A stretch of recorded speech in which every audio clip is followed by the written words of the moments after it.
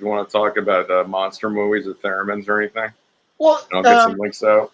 well, we were just talking about how primitive the early the Dracula movie was, where it was sort of that transitional era where it was still it was the talkies, obviously, and they were kind of into the talkie era, but they didn't get certain things, like they didn't get how dramatic backing sound is for setting the tension and something, which I watched. Well, they did that in silent movies, though. It's just I think the early talkies they didn't put it together. Yeah, they did it for some reason. Maybe the technology wasn't there. And one of the probably cool more things, overhead too. They're probably just they were so happy about recording dialogue they forgot about it. yeah, and one of the cool things about it is back in the day, because the technique of dubbing wasn't there. Like they would film a movie for the English speaking audience, and then they would do a Latin American production. Well, yeah, they did a Spanish language Dracula at the same time. Yeah, and they say, and I concur, it's actually a superior production. The staging of the sound, the staging and the camera angles seem to be better, and it's better paced. Like same set, everything, it just seems to be better. I think they say that it's because they learned from it or something. They did, yeah. They said they did it this way, and then they came back and said, no, you know what? Maybe this will be a better kind of thing. The only thing that lets it down is their Dracula is horrible. Their Dracula, it looks like a little Mexican man. He doesn't look scary at all. There's nothing. He's a good actor or anything, but he looks like an actor. Bela Lugosi has this weird thing about him where he has a stage presence of a Dracula. The Dracula in the Spanish version isn't that sort of. He just looks like a normal dude. He's short too. So it reminds me. I was just thinking about Bela Lugosi and his iconic Dracula look, and he has a widow's peak and stuff.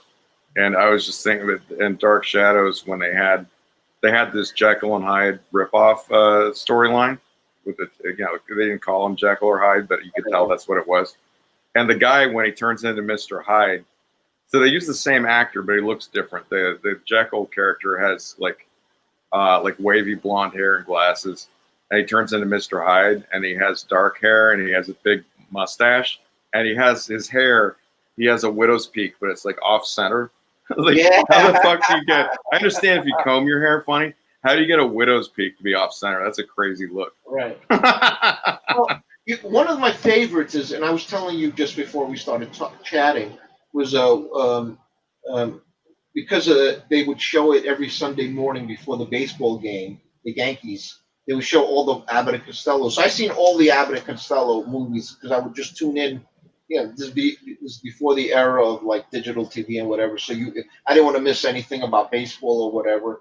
So I'm watching all the Abbott and Costello ones. And what I loved about the Abbott and Costello meets Dracula and Frankenstein, whatever, is what I liked about the werewolf in that scene, which was so much like that he would transform, but they treated the werewolf as somebody who was like he was like a cursed.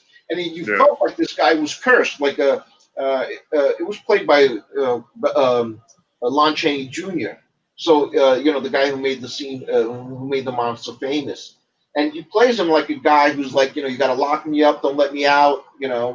Barnabas Collins plays a reluctant vampire, or I should say that the actor plays it, the character is. Well, I think they took just to bring it all back to Dark Shadows. Yeah. Well, I think these old movies, they might be old to you and me, and they were old when we were kids, because you're like a 70s, 80s kid also. But the guys who were writing Dark Shadow, they grew up on this. It wasn't like it was their childhood. King Kong was their childhood. It was their Star Wars. We kind of forget that somebody who was growing up in the 1930s. If he's a kid in the 1930s, he's like an adult in the 50s and 60s. So it's their Star Trek, it's their Star Wars. So I can see those influences in the Doctor Who. There was a whole Doctor Who thing where they did the Mummy, and it might as well have been just a Universal monster kind of. When was that? It was the 70s Doctor Who. The guy with the scarf, I forgot his name. But like I would watch it, and it was sort of like they did riffs on. Was it Don Baker? Yeah, it was. I think it was Don Baker era. It Um, might have been like the fourth one.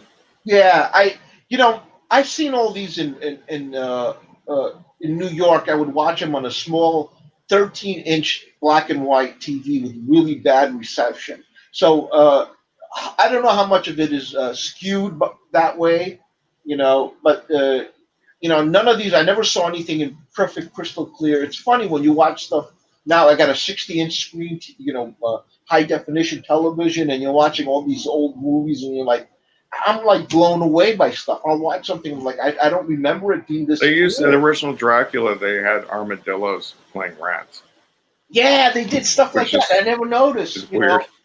It's so noticing the off-center widow's peak is stuff I would never have gotten. No, they had close-ups of it. It was hard to miss. Listen, no. They might have close-ups, but I had a small, tiny, goddamn black and white TV that got staticky reception growing up. I didn't see anything like it was watching everything through a half blind almost. So all these little details I missed growing up. Now that I'm watching it, it's hilarious. Um, so it's like I'm like I don't remember this like Star Trek. Like when I grew up watching Star Trek, I was watching it on a black and white television. And then like when I got color TV, like in the 1980s, even though it was 1960s technology special effects, I was like blown away